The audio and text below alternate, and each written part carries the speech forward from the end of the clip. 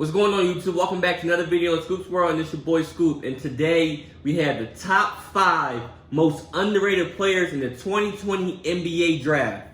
I don't know who these guys think are the top 5 most underrated. Hopefully it's a guy that we never heard about, or 5 guys that we never heard about, or it maybe is about a guy that we have heard about that people think they should go top 10, but in reality, the analyst thinks he should go top 3. So it should be a good video. Before we get started, go ahead and subscribe to the channel, like the video up, and comment below who you think is most underrated in this year's NBA draft. So go ahead and stay tuned to the video, man. It's yours. Like I said, the top 5 most underrated players in this year's draft. NBA draft is every Brum in the all-white suit. That thing was baggy, boy. Franchises can be built and praised for making smart decisions. Boy, the boot cut suit on. Oh boy, if you Greg Oden was a bust. Set your team's future back for seasons and will likely find yourself at the top of the lottery year after year. We've seen it time and time again, a decade later, wondering how could a team possibly pass up KD, Seattle Sonics. Timberwolves have 2 chances Seattle to Super grab the Sonics. future unanimous MVP. Curry, the Knicks sold out. Curry should be playing for the Knicks today. The Knicks passed up on him. Johnny Flynn, Syracuse. Another huge example of this is when the Bobcats landed college Adam Morrison in 2006 with their 3rd overall pick. Adam Morrison was a bucket. 2020 to say, how did they take this guy over players like He was a Rajon bucket. Rondo, Kyle Lowry, or Paul Millsap? Adam Morrison was a bucket. For being impressed by a prospect who averaged 28 points per game in their college season prior to the draft, and was drawing comparisons to Hall of Famer Larry Bird.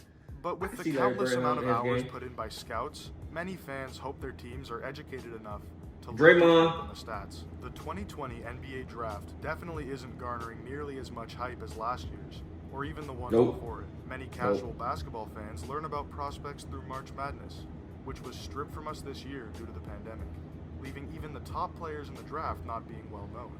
The only player that almost everyone knows and has the most amount of hype is LaMelo Ball. Everybody knows LaMelo. Close to 4 months later than top 3. But there are some big-time draft steals that will somehow get overlooked in the scouting process, even with the additional time given. Keep watching till the end. Bo. We'll show you the top 5 sleepers of the 2020 NBA draft. The first player that teams are already sleeping on is Desmond Bane.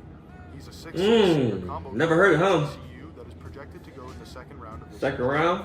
Last season, he averaged upwards of 17 points per game, 6 rebounds, 4 assists, and shot 44%. And he can bang the 3? Some people that have been scouting him over the past couple of years regard him as a potential draft steal and will make a GM look very smart, especially because you can't go wrong with taking him in the 2nd round or late in the 1st. That was a good take. Players who spend multiple years in college as prospects with lower ceilings and a pick less likely to become a star. But Bane is so special because of his 3-and-D potential. He's very versatile on both ends. Offensively, he's a very solid finisher who can finish with both hands. But what has raised him up the boards is his elite shooting. Despite his unorthodox form, that was good right there. Great shooter off the catch. His feet wasn't set right on that shot. He still banged it. Should not be a reason for teams to look past. Oh, yeah, so he kind of old. Like 22. Jimmy Butler and CJ McCollum all pretty good in college, and I'm sure every team would love to have them on their roster. He's a high IQ, smart positional defender both on and off the ball. Quick hands and feet on the perimeter, and due to his size, listed at 215 pounds, he can bang down low with some bigger forwards. A comparison that best fits Desmond Bane is current Rockets. Oh, that's a great comparison. Eric Gordon. Above average defensive. From the clips that we just saw, I saw Eric Gordon. That's a great comparison. Looking to drafting the potential steal are the Knicks, 76ers. The Knicks need everybody. All 3 of these teams are in much need of off-ball shooting. Yeah, that's Eric Gordon for you. Defense on the other end, good comparison. no team can complain about. Next Look, he moves like Eric Gordon. Potential player in Tyler Bay. All right, Tyler Bay. Out of Colorado that is projected to be a late first round, early 2nd round draft choice. Last season, he averaged 13.8 points per game, 9 rebounds, 14, 9. Shot 53% from the field, and 42. Most field goal percentage, he probably don't shoot a lot. Being named Pac-12 Defensive Player of the Year. Offensively, someone Defensive Player of the Year. Beyond the arc, he shot well on a small sample size, but the upside is definitely there. due to his nice mechanics and quick release off the catch. No, he's not a real shooter. He's one of the best in this draft. He's elite on the perimeter with his quick hands and feet. Inside, he has a great vertical pop that makes him a high-level rim protector. Yeah, I can see why he's a sleeper. He should go second round. But with more I was going to say Andre Roberson. being elite lockdown defenders, I'm good. I was thinking that. Defense can win you championships. Teams that should be looking closely at Bay are the Nets, Oh my Rockets, gosh. and Jazz. All three of these teams need some more 3-and-D presence at the forward spot to continue to progressively contend for a title. That is Andre Roberson. I was thinking that, man. Forward, especially I was thinking it. he'd seamlessly fit into their small ball play style while being able to guard positions. I'm going to call the next one out. Next Watch. up, we have ourselves a shooter, and we all know that shooters are at the top of teams' wish lists in today's era. We're talking about Kira Lewis Jr.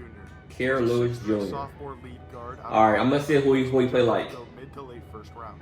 Oh, that's pretty good. That's not a sleeper mid to late. Points per game, 5 rebounds, 19, 5, and 5. 37%. That's some good numbers, yeah. Never heard of this kid. Due to a long list of I'm guards saying. that are projected to go at the top of this year's draft. Much of the focus has been put on players like LaMelo Ball, Cole Anthony, and Anthony Edwards. But Kira should exceed expectations and go down as one of the best players in this draft. Wow. Outlier quickness and good outside shooting ability. Offensively, he's a good all-around point guard with a speedy, quick first step and acceleration. He does a nice job finishing in traffic despite his lack of size and frame. He's also Shy a good shooter off the bounce. Gilgeous Alexander Upside for the Thunder. shooter. Due to his quickness, Does he he'll feel like be able him? to collapse defenses, which opens up for his teammates. I'm saying Shy. I'm saying Shy from OKC. Defensively, due to his size and frame, I'm saying Shy. Watch. But Watch. overall, he is capable of guarding point guards and small off guards. His lateral quickness helps him out on that too. A comparison that fits him the most is Ja Morant. Dang. Oh, I was going to say Ja. Ja was my second one. And to kick I'm out not gonna take passes credit for to this one, his though. teammates. Teams that he'd fit well with are the Bulls, Suns, I don't want to say Ja because Ja was only a rookie this year. teams where he can get a chance at a starting job and have the ability to play next to 3 elite young guards. I was gonna say Ja. Devin Booker, or But I didn't. I said Shy, Though the so. Bulls have multiple point guards already on the roster, Kira's playstyle could be the best fit alongside Levine, leading to him landing a starter role. We also have to show some love to our big men, and here we have quite a good one for you. I'm supposed to see Tillman Shy. is a 6'8" All right. junior big out of Michigan State that is projected to go mid-second round. Last season, he averaged 14 points per 14, game, 10, and 3. rebounds, 3 assists, and shot 55%. Hmm. Although he is undersized as a center, in the NBA, he will be valuable due to his versatility on That's both pretty ends. good. Offensively, he's a great finisher inside. Let me He doesn't see. have a great vertical pop, but his nice touch and length inside makes up for it. He ranks as the best 5-spot passer in the draft, elite anywhere on the court. Also, Tillman has nice mechanics on his shot and has a projectable NBA range 3-point. I don't know who he reminds me of. Defensively, he's very high IQ. He makes great reads and rotations on the perimeter and I inside. don't know.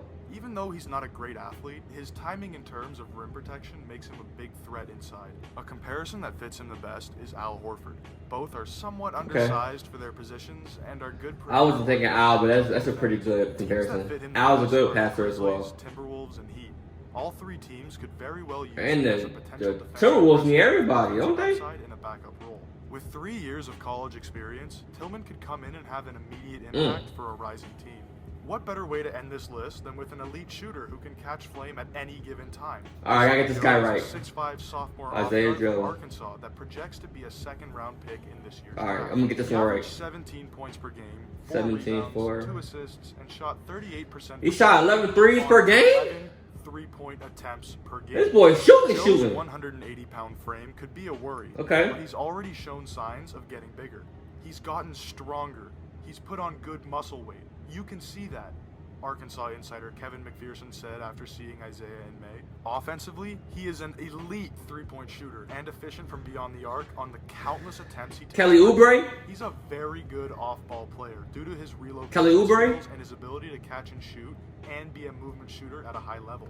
Defensively, despite his frame, he is a very solid defender on the perimeter and Kelly Oubre? uses his quick hands and feet to get into the passing lanes. He won't be switchable in the NBA, but has potential on the outside.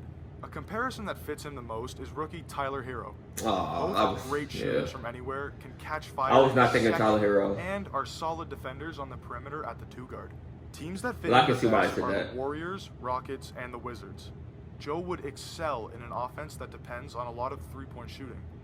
On all these teams, he'll be able to fire up the same amount he was able to do at Arkansas. This year's NBA draft isn't that top-heavy when it comes to franchise-level talent, as it was in previous years. But there's reason to pay attention to the depth of the draft shown in these 5 that kid right here is pretty good. who could potentially prosper in the right situations. That's all, folks. That was our 5 potential steals. So, I mean, out of these 5 guys right here, I'm saying the kid from Alabama. I like his game. The TCU guy, he was just the older of the bunch, and Eric Gordon fit him well. Colorado dude, they said Andre Roberson. I seen Andre Roberson. I was thinking that, I just didn't say it. But Andre Roberson, yeah, it's a pretty good comparison. Michigan State guy, Al Horford, 100%.